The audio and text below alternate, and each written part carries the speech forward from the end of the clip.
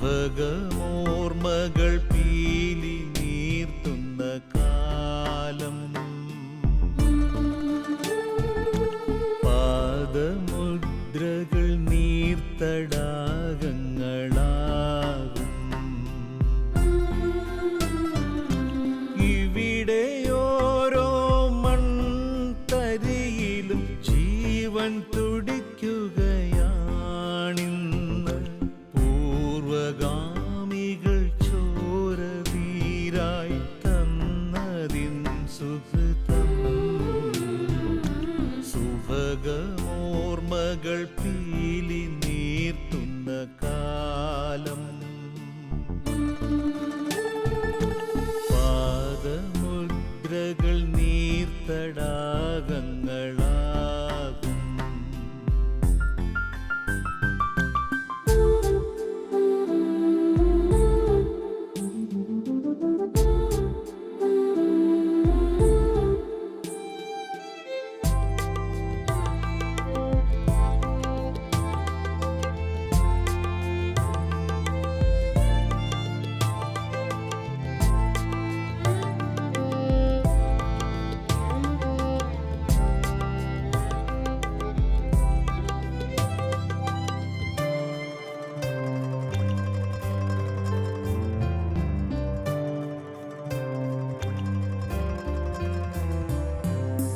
ഇതളുവാടിയ പൂവിലാകുന്നു കായ്കൾ,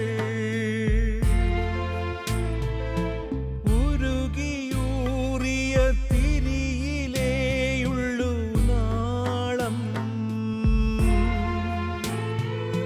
ഹൃദയപൂർവം നമസ്കരിക്കണം ത്യാഗം ചെയ്തവരെ. ദൈവമേകുമി സ്നേഹമാതൃക പിന്തുടർന്നിടണം. സുഭഗമോർമകൾ പീലി നീർത്തുന്ന കാലം, പാദമുദ്രകൾ നീർത്തടാകങ്ങളാകും.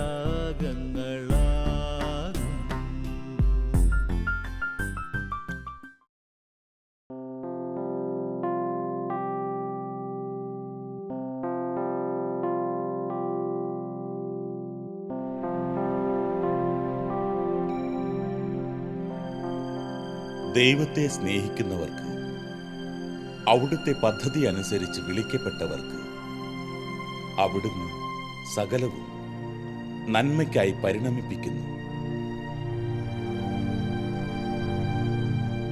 പ്രതിസന്ധികളുടെയും പ്രശ്നങ്ങളുടെയും നടുവിൽ ശാന്തത കൈവെടിയാതെ പ്രാർത്ഥനയിൽ വിശ്വാസമർപ്പിച്ച് വാഗ്ദാനം നേടിയതിൻ്റെ ഒട്ടേറെ അനുഭവങ്ങളുമായി ഇതാ ഒരു വൈദികൻ, ഫാദർ മാത്യു ഓണയാത്തുംകുടി.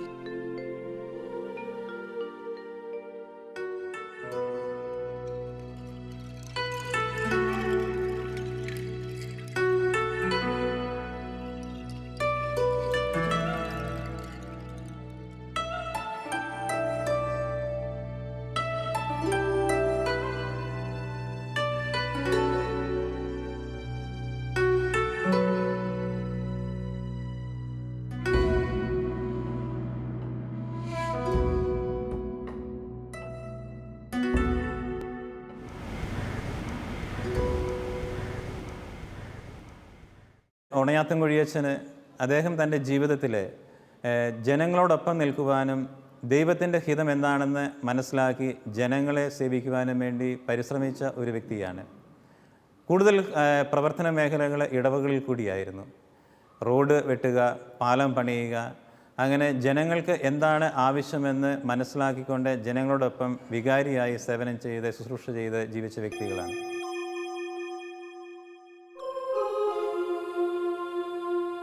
വൈദിക വിദ്യാർത്ഥിയായിരിക്കെ പഠനം ഉപേക്ഷിക്കേണ്ടി വന്ന സാഹചര്യത്തിൽ വിളിച്ചവൻ വാക്കുപാലിച്ചതിൻ്റെ അനുഭവം ഈ വൈദികനെ നമ്മോട് പങ്കുവയ്ക്കാനുണ്ട്.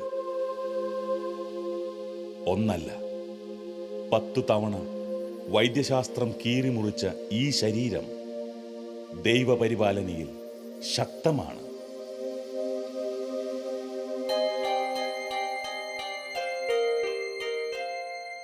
ഞാൻ വളരെ പ്രതീക്ഷയോടും സന്തോഷത്തോടും കൂടിയാണ് ഒരു വൈദികനാകണമെന്നുള്ള ആഗ്രഹത്തിനായിട്ട് തുനിഞ്ഞത്. എന്നാൽ എനിക്ക് സെമിനാരി ജീവിതത്തിൽ ഒരു വലിയ പ്രതിസന്ധി ഉണ്ടായി.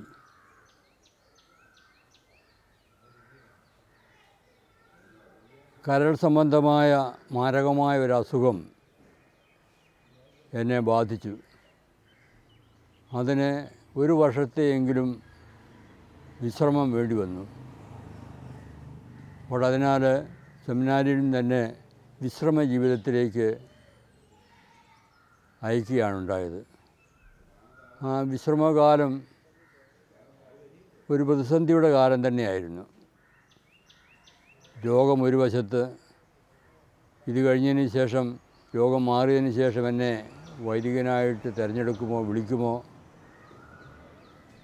എൻ്റെ ദൈവവിളി ഇതിനാൽ തീരുമോ എന്നുള്ളതായ വലിയ ആശങ്കകളൊക്കെ ഉണ്ടായിരുന്നു. എങ്കിലും ആ പ്രതിസന്ധിയുടെ കാലത്ത് എൻ്റെ അങ്കിൾ ഫാദർ ജേക്കബ് പുതിയാവറമ്പിൽ ഒരു വലിയ മിഷനറി ആയിരുന്നു. അദ്ദേഹം എന്നെ കൂട്ടിക്കൊണ്ടുപോയി വിശാഖപട്ടണം രൂപതയിലെ അദ്ദേഹത്തിൻ്റെ ഒരു പള്ളിയിൽ എന്നെ താമസിപ്പിക്കുകയും വേണ്ടതായ ശുശ്രൂഷകളൊക്കെ നൽകുകയും ഒക്കെ ചെയ്തു. അപ്പോൾ അതിൻ്റെ ഫലമായിട്ട് രോഗം മാറി വളരെ പ്രതീക്ഷയോടുകൂടി സെമിനാരിയിൽ വന്നു. സെമിനാരിയിൽ വന്നതിന് ശേഷം എന്നെ വീണ്ടും ഒരു ഡോക്ടറെ അടുത്ത് കൊണ്ടുപോയി പരിശോധിപ്പിച്ചു. ആ പരിശോധനയിൽ രോഗം മാറിയതായിട്ട് സർട്ടിഫിക്കറ്റ് തരികയുണ്ടായി. അത് കഴിഞ്ഞതിന് ശേഷം പിന്നെയും ഒരു വർഷം കഴിഞ്ഞതിന് ശേഷം ഒരു രോഗത്തിൻ്റെ ചെറിയ ആരംഭമുണ്ടായി. അപ്പോൾ അങ്ങനെ സെമിനാരിയിൽ നിന്ന് ചെറിയ ഒരു അവധി എടുത്തിട്ട് ആശുപത്രിയിൽ പോയി ചികിത്സിച്ച് സുഖമായി സെമിനാരിയിലേക്ക് വരികയാണ് ഉണ്ടായത്. അപ്പോൾ അങ്ങനെ ഒരു പ്രതിസന്ധി ഘട്ടം എനിക്കുണ്ടായി. അത് ഈ ദൈവത്തിൻ്റെ അനുഗ്രഹം കൊണ്ടും പ്രത്യേകിച്ച് മാതാപിതാക്കന്മാരുടെയും ഒക്കെ വീട്ടുകാരുടെയും ഒക്കെ പ്രാർത്ഥനയും എല്ലാം ഫലമായിട്ട് അതിൽ നിന്ന് തീർത്തും സുഖമായി.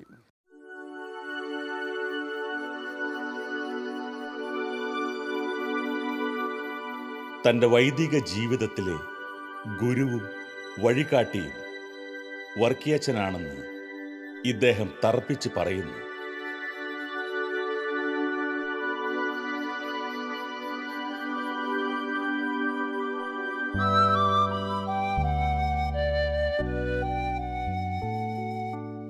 വികാരിയായി ആദ്യം ചുമതലയേൽക്കുന്നത് പെരുവണ്ണാമൂഴിയിലാണ്. വള്ളപ്പള്ളി പിതാവ് എനിക്ക് പസ്ഥേന്തി എഴുതി തന്നു. അത് ഇപ്രകാരമായിരുന്നു: കൊളത്തുവയൽ പള്ളിയുടെ ഇടവകയുടെ സഹവികാരിയും പെരുവണ്ണമൂഴി ഇടവകയുടെ വികാരിയുമായി നിയമിച്ചുകൊണ്ടുള്ള നിയമനമായിരുന്നു എനിക്ക് ലഭിച്ചത്. സാധാരണ ഇതേ രീതിയിലുള്ളൊരു നിയമനം കൊടുക്കാറില്ല. എന്തോ പ്രത്യേകമായൊരു പരിഗണന ആണോ എന്ന് സംശയിക്കുന്നു. ഇങ്ങനെ ഈ രീതിയിലുള്ള ഒരു നിയമനം എനിക്ക് എഴുതി തന്നത്. വർക്കച്ചൻ്റെ കൂടെയുള്ളതായ ജീവിതം എനിക്ക് വലിയൊരു ആത്മീയമായ ഉണർവാണ് ഉണ്ടായത്. അക്കാലത്തെ CJ വർക്കച്ചൻ ആ കുളത്തുവയിൽ ഏറിയ ഉള്ളവരുടെ ഒക്കെ ആധ്യാത്മിക നേതാവ് മാത്രമല്ല, അവരുടെ എല്ലാവിധമായ ഭൗതിക കാര്യങ്ങളും സൗകര്യങ്ങളും ഏർപ്പെടുത്തുന്നതിൽ മുൻപന്തിയിലായിരുന്നു. അതുപോലെ തന്നെ അച്ഛൻ്റെ ഇടവക്കാരുമായിട്ടുള്ള സമീപനവും, അതുപോലെ തന്നെ പൊതുയോഗമൊക്കെ വിളിക്കുമ്പോഴുള്ളതായ അച്ഛൻ്റെ മറ്റുള്ളവരെ കേൾക്കാനുള്ളതായ ആ മനോഭാവമൊക്കെ എനിക്ക് വലിയൊരു മാതൃകയായിരുന്നു. പിന്നീട് ഞാൻ ഇടവകയിലായിരുന്നപ്പോൾ എത്ര അഭിപ്രായ വ്യത്യാസങ്ങളുണ്ടായി തന്നെയും എല്ലാവരെയും കേൾക്കാനും അങ്ങനെ എല്ലാവരെയും കൊണ്ട് അഭിപ്രായം പറയിപ്പിക്കാനും അങ്ങനെ ഒരു തീരുമാനമെടുക്കുവാനുള്ളതായ ഒരു മനോഭാവം എന്നിൽ ഉണ്ടാക്കിയെടുത്തത് തീർച്ചയായും CJ വർക്കിച്ചനാണ്. ഒട്ടേറെ പ്രശ്നസങ്കീർണമായ ഒരു കാലമായിരുന്നു അത്. ഇല്ലായ്മകളുടെ ഈ കുടിയേറ്റ മേഖലയിൽ ജനം ഭീതിയുടെ നിഴലിലായിരുന്നു. കാരണം മറ്റൊന്നുമല്ല, പെരുവണ്ണാമൂഴിയിൽ പുതിയ ഡാം വരുന്നു.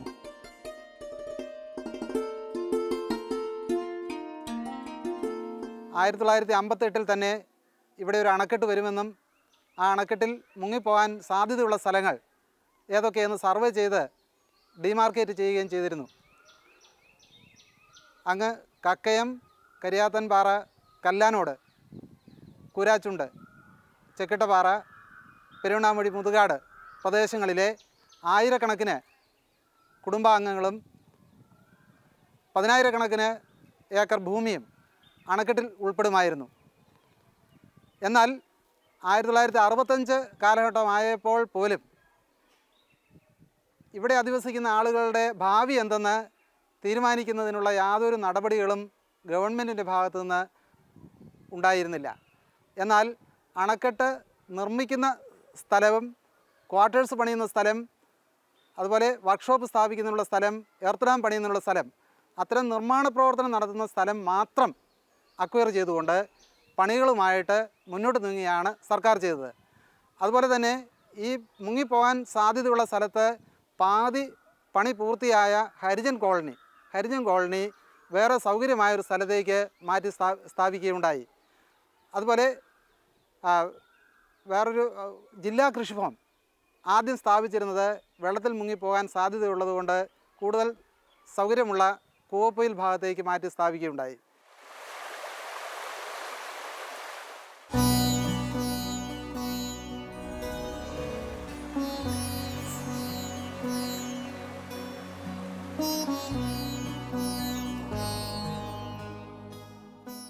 മാത്രമല്ല കുറേ വനപ്രദേശം, അതിൻ്റെ തടപ്രദേശം, മുങ്ങിപ്പോകുന്ന തടപ്രദേശം ഒഴികെ ബാക്കിയുള്ള അതിനോട് ചേർന്ന കുന്ന് പ്രദേശങ്ങൾ മുഴുവൻ ഏതാണ്ട് 5000 ഏക്കറോളം സ്ഥലം മരം മുറിച്ചു മാറ്റി റബ്ബർ പ്ലാന്റേഷൻ കോർപ്പറേഷനെ പേരാമ്പ്ര എസ്റ്റേറ്റ് സ്ഥാപിക്കുന്നതിനായി ഏൽപ്പിക്കുകയും ചെയ്തു. എന്നാൽ ഇവിടുത്തെ സാധാരണക്കാരായ ആളുകൾക്ക് വർഷങ്ങൾ കഴിഞ്ഞിട്ടും അവരുടെ ആശങ്ക പരിഹരിക്കുന്നതിനുള്ള യാതൊരു നടപടിയും ഉണ്ടാകാതെ വന്നപ്പോൾ അല്പമെങ്കിലും ആശ്വാസം കിട്ടുന്നതിന് വേണ്ടി ചില ഇടപെടലുകൾ മാത്യു ഓണയത്തുംകുടി അച്ഛൻ്റെ നേതൃത്വത്തിൽ നടക്കുകയുണ്ടായി. അതിലൊന്നാണ് കുളത്തുവയലിൽ CJ വർക്കി അച്ഛൻ്റെ ആഹ്വാനമനുസരിച്ച് വിളിച്ചു കൂട്ടിയ പ്രതിനിധികളുടെ, പ്രശ്നബാധിത സ്ഥലത്തെ കുടുംബങ്ങളുടെ പ്രതിനിധികളുടെ യോഗത്തിൽ അഗ്രീവ്ഡ് പെസൻസ് അസോസിയേഷൻ എന്ന പേരിലൊരു സംഘടന രൂപീകരിക്കുകയും അതിൻ്റെ പ്രസിഡൻ്റായിട്ട് മാത്യു ഓണയത്തുംകുടി അച്ഛൻ വരികയും ചെയ്തു. അവർ ചെയ്ത ഒരു പ്രധാനപ്പെട്ട കാര്യം അന്നത്തെ ഗവർണർ ഭഗവാൻ സഹായിക്ക് ഒരു നിവേദനം കൊടുത്തു. അതായത് മുഴുവൻ ആളുകളുടെയും ഏറ്റെടുക്കുന്നില്ല എങ്കിൽ പോലും ചെറിയ ചെറിയ ഭാഗങ്ങൾ ഏറ്റെടുത്തുകൊണ്ടിരുന്നു അവർക്കൊരു സാമാന്യം ഭേദപ്പെട്ട കോമ്പൻസേഷൻ കിട്ടുന്നതിന് അവർ കൊടുത്ത നിവേദനം സഹായകമാകുകയുണ്ടായി. മാത്രമല്ല അദ്ദേഹത്തെക്കുറിച്ച് പറയുമ്പോൾ അദ്ദേഹം വളരെ ലളിതമായ ജീവിതശൈലിയുടെ ഉടമയായിരുന്നു. അദ്ദേഹം ആർക്കും സമീപിക്കാൻ കഴിയുമായിരുന്നു. ജാതിമത ഭേദമന്യേ എല്ലാ വീടുകളും സന്ദർശിച്ച് ആളുകളെ മനസ്സിലാക്കി കഴിയുന്ന ഒരു സഹാനുഭൂതി പ്രകടിപ്പിക്കുക, അത് അദ്ദേഹത്തിൻ്റെ ശൈലിയായിരുന്നു. അന്നും ഇന്നും അദ്ദേഹം അത് തുടരുന്നു.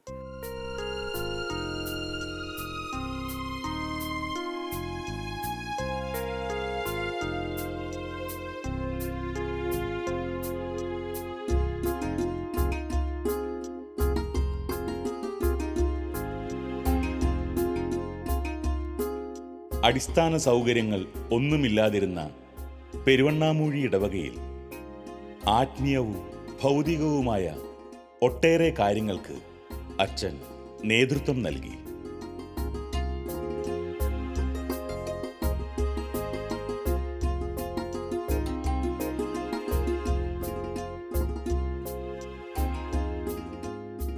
വൈകുന്നേരങ്ങളിൽ വിവിധ കലാകായിക പരിപാടികൾ കൊണ്ട് ദേവാലയ പരിസരം ആഹ്ലാദഭരിതമായിരുന്നു.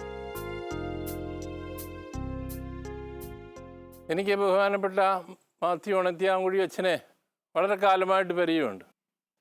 ഞാൻ സെമിനാരിയിൽ ചേർന്ന വർഷമാണ് അച്ഛന് എൻ്റെ ഇടവകയായ കുളത്തുവയലിൽ കൊച്ചച്ഛനായിട്ട് വരുന്നത്. അപ്പോൾ അവധിക്കാലത്തൊക്കെ വരുമ്പോൾ അച്ഛൻ വളരെ ഹൃദ്യമായി സ്നേഹപൂർവ്വം ഞങ്ങളെ സ്വീകരിക്കുകയും ഞങ്ങളോട് ഇടപഴകുകയും ചെയ്ത കാര്യങ്ങളെല്ലാം ഞാൻ വ്യക്തമായി ഇപ്പോഴും മനസ്സിൽ ഓർക്കുന്നുണ്ട്. തന്നെയുമല്ല, അച്ഛനെ 1964 ഇവിടെ പെരുവണ്ണാമൂഴി പള്ളിയിലെ ആദ്യ വികാരിയായിട്ട് കൊണ്ടുവന്ന് വിടുവാനായിട്ട് അച്ഛൻ്റെ കൂടെ വരുവാൻ സാധിച്ചു എന്നുള്ളതും എൻ്റെ നല്ലൊരു ഓർമ്മയാണ്. അന്ന് കുളത്തുവയലിലുണ്ടായിരുന്ന ശമാശന്മാർ, വൈദ്യ വിദ്യാർത്ഥികളായിരുന്ന എംബ്രയിലച്ഛൻ, പൂക്കുളത്തച്ഛൻ, കാര്യമറ്റത്തിലച്ഛൻ, പുളിന്താനത്തച്ഛൻ, ഇങ്ങനെയുള്ളവരുമായിട്ട് ഒന്നിച്ച് വികാരി അച്ഛനോടൊന്നിച്ച് CJ വർഗീയച്ഛനോടൊന്നിച്ച് ഞങ്ങളിവിടെ അച്ഛനെ കൊണ്ടുവന്നാക്കുകയും അന്നത്തെ ആ ചെറിയ പരിമിതമായ സാഹചര്യത്തിൽ അച്ഛനെ ആക്കി വെച്ച് പോവുകയും ചെയ്ത കാര്യങ്ങളൊക്കെ ഞാനിപ്പോഴും മനസ്സിലോർക്കുന്നു. അതിനുശേഷം അച്ഛൻ വികാരിയായിരുന്ന പല പള്ളികളിലും ഞാൻ പോകുവാനും അച്ഛനെ കാണുവാനും അച്ഛൻ്റെ സൗഹൃദവും സ്നേഹവും എല്ലാം അനുഭവിക്കുവാനും ഇടയായിട്ടുണ്ട്. എത്ര ഹൃദ്യമായാണ് അച്ഛൻ അപ്പോഴെല്ലാം സ്വീകരിക്കുകയും ഇടപെടുകയും ചെയ്തതെന്ന് ഞാൻ മനസ്സിൽ ഇപ്പോഴും ഓർക്കുന്നുണ്ട്. കാരണം ഒരു വളരെ ലാളിത്യമായ ഒരു മനോഭാവം, അതുപോലെ തന്നെ വളരെ ഹൃദ്യമായ പെരുമാറ്റം, വളരെ സ്നേഹപൂർണമായ ഇടപഴകൽ, ഇതെല്ലാം കൊണ്ട് അച്ഛൻ മനസ്സിൽ പതിയുന്ന നല്ലൊരു വ്യക്തിത്വമായിരുന്നു.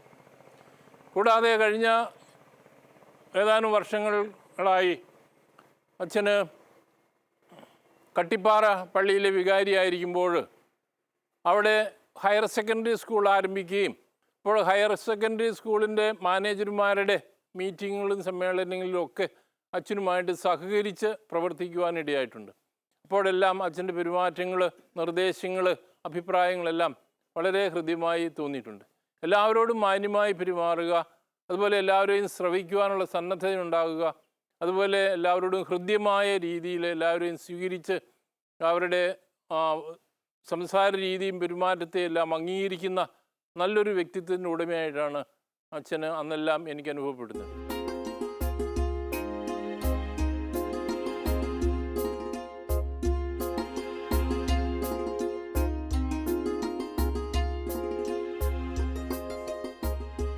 കൃഷിപ്പണിയോടൊപ്പം ജനങ്ങൾ സാംസ്കാരികവും ആത്മീയവുമായ കാര്യങ്ങളിൽ ഒന്നുപോലെ വ്യാപൃതരായി. ഈ കാര്യങ്ങളിലെല്ലാം വർക്കിയച്ഛൻ്റെ സജീവമായ പങ്കാളിത്തം ഉണ്ടായിരുന്നു. സഹവികാരിയായി നിന്നുകൊണ്ടാണ് ഞാൻ പെരുവണ്ണമൂഴിയിൽ പള്ളിമുറിയുടെ പണി ആരംഭിച്ചത്. ഒരു സാധാരണ ഒരു ചെറിയ പള്ളിയെ അവിടെ ഉണ്ടായിരുന്നുള്ളൂ. പള്ളിമുറി തീർത്തുമില്ലായിരുന്നു. ഇടവകക്കാരെല്ലാം പൊതുവെ എല്ലാവരും തന്നെ ഒരു സാമ്പത്തികമായി പിന്നോക്കാവസ്ഥയിലായിരുന്നു. റോഡോ സൗകര്യങ്ങളോ ഒന്നുമില്ലായിരുന്നു. പുഴയ്ക്ക് അക്കരെ നിന്നായിരുന്നു തടിയും കല്ലുമെല്ലാം കൊണ്ടുവരേണ്ടിയിരുന്നത്. കല്ല് അവിടെ കുറച്ചവിടെ കിട്ടിയെങ്കിലും പോരാത്തതായ തടി മറ്റു കാര്യങ്ങളെല്ലാം പുഴയ്ക്ക് അക്കരെ നിന്ന് ഇവിടെ കൊണ്ടുവരേണ്ടിയിരുന്നു. അതിനെ ഞാൻ എടുത്തതായ ഒരു മാർഗം, കുർബാനയ്ക്ക് മുമ്പായിട്ട് ആൾക്കാരെ, ചേട്ടത്തിമാരും ചേട്ടന്മാരും ഒക്കെ വരും. അവരെ കൊണ്ട് 3 കിലോമീറ്റർ അപ്പുറത്തുള്ളതായ തടി ഉരുപ്പടികളും മറ്റും ചുമപ്പിച്ച് ഞാനും കൂടി അവരുടെ കൂട്ടത്തിൽ പോയി ഇങ്ങനെ പള്ളിക്കൽ കൊണ്ടുവരികയും അത് കഴിഞ്ഞതിന് ശേഷം ഞങ്ങൾ ഒരു കുർബാന ചൊല്ലുകയുമാണ് ചെയ്തിരുന്നത്. അപ്പോൾ അത് വലിയ ആഹ്ലാദത്തോടു കൂടിയാണ് അവർ ആ കാര്യങ്ങൾ ചെയ്തിരുന്നത്. ആരും അതിൻ്റെ അകത്ത് ഒരു മടിയും കാണിച്ചില്ല. എല്ലാവരും എൻ്റെ ഒപ്പം പോരുകയും ഞങ്ങളോടൊപ്പം വന്ന് ശ്രമദാനത്തിൽ പങ്കുകൊള്ളുകയുമാണ് ചെയ്തത്.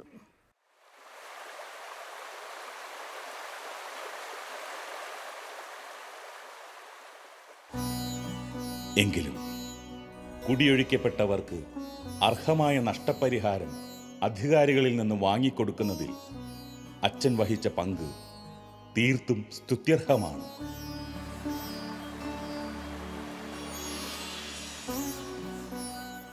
പെരുവണ്ണമൂഴി ഇടവകയിലായിരിക്കുമ്പോഴാണ് കുറ്റിയാടി ജലസേചന പദ്ധതിയുടെ പ്രവർത്തനങ്ങൾ ആരംഭിക്കുവാൻ തുടങ്ങിയത്. അതിൻ്റെ ഒരു മുഖ്യ ഘടകമായിരുന്നു പെരുവണ്ണാമൂഴിയിലെ അണക്കെട്ട് നിർമ്മാണം. ഈ അണക്കെട്ട് നിർമ്മാണം ആരംഭിച്ചതോടുകൂടി ഏതാണ്ട് 250ഓളം കുടുംബങ്ങൾ കുടിയൊഴിപ്പിക്കേണ്ടതായിട്ടുണ്ട്. അപ്പോൾ ആ ആൾക്കാർക്കെല്ലാം വലിയ ആശങ്കയായിരുന്നു.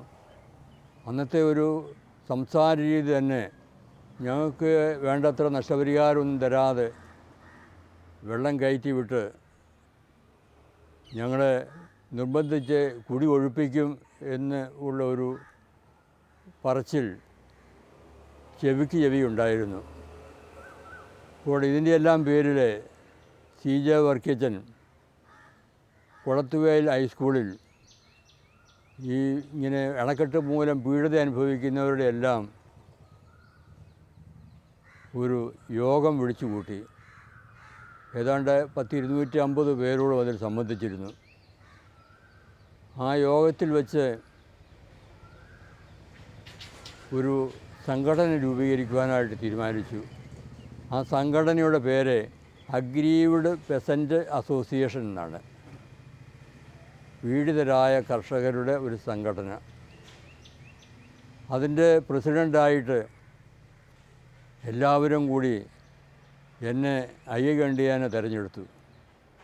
അതിൻ്റെ വൈസ് പ്രസിഡൻ്റായിട്ട് അന്നത്തെ കുളത്തുവയൽ ഹൈസ്കൂൾ ഹെഡ് മാസ്റ്ററായിരുന്ന പി വി തോമസ് സാറിനെ തിരഞ്ഞെടുത്തു.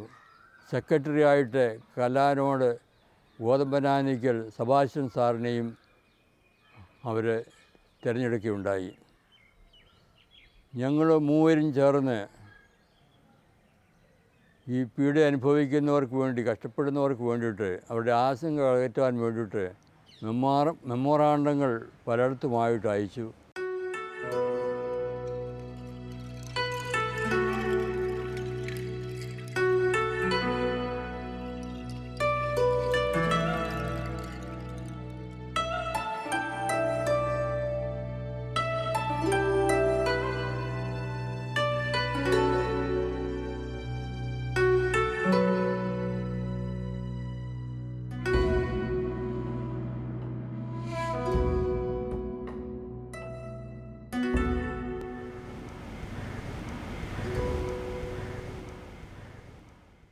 അന്നത്തെ ഗവർണറായിരുന്ന ഭഗവത് സഹായിയുടെ അടുക്കൽ ഞങ്ങൾ മെമ്മോറാണ്ടമായി പോവുകയും ഞങ്ങളെ കാര്യമായിട്ട് സ്വീകരിച്ച് വേണ്ട വിധത്തിലുള്ള നഷ്ടപരിഹാരം തന്നിട്ടേ ഇറക്കി വിടുകയുള്ളൂ എന്ന് ഞങ്ങൾക്ക് ഉറപ്പ് നൽകുകയും ചെയ്തു. അതുപോലെ തന്നെ ഞങ്ങൾ MLA-മാരുടെയും രാഷ്ട്രീയ നേതാക്കന്മാരുടെയും അടുക്കൽ ഞങ്ങളുടെ ഈ സങ്കടവുമായിട്ട് മെമ്മോറാണ്ടങ്ങളുമായിട്ട് പോയിരുന്നു. അവരെല്ലാവരും ഞങ്ങൾ ഈ കാര്യത്തിൽ വേണ്ട വിധത്തിൽ ഞങ്ങൾ പരിഗണിക്കുമെന്നും വേണ്ടത്ര നഷ്ടപരിഹാരം തരാതെ ആരെയും ഇറക്കി വിടുകയില്ലെന്നും ഞങ്ങൾക്ക് ഉറപ്പ് നൽകി. ഏതായാലും ഞങ്ങളുടെയൊക്കെ പരിശ്രമത്തിൻ്റെയും എല്ലാവരുടെയും പ്രാർത്ഥനയുടെയും ഒക്കെ ഫലമായിട്ട് കുടിയിറക്ക് കാലത്ത് എല്ലാവർക്കും ഏറ്റവും കൂടിയ ഗ്രേഡിലുള്ള നഷ്ടപരിഹാരമാണ് കിട്ടിയത്. അപ്പോൾ അതിൻ്റെ പേരിൽ അവർക്ക് ഒഴിഞ്ഞു പോയവർക്കും എല്ലാം വളരെ സന്തോഷമാണ് ഉണ്ടായത്.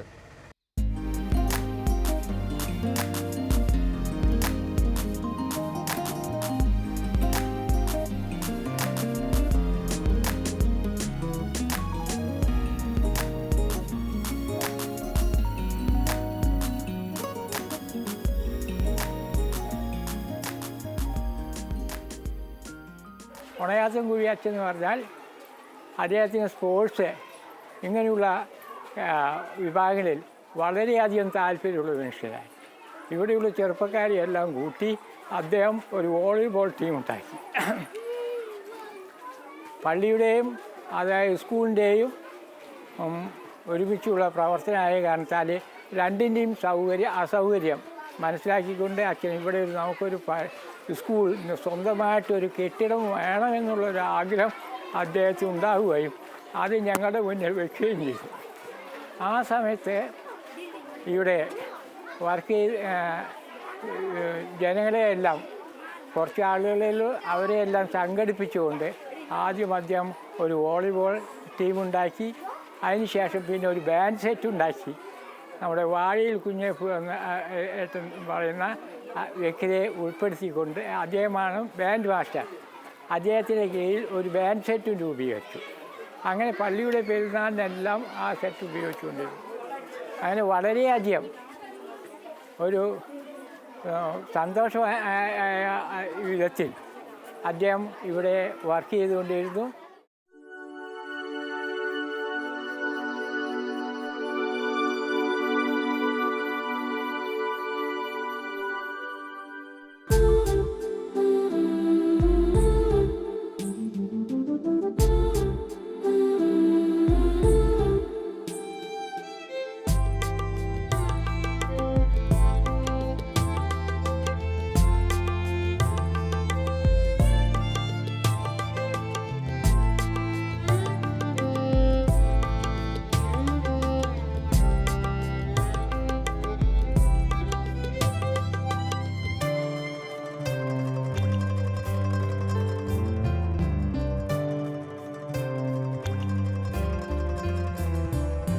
കരുണയേറിയ കാൽവരി കുന്നിലൂറും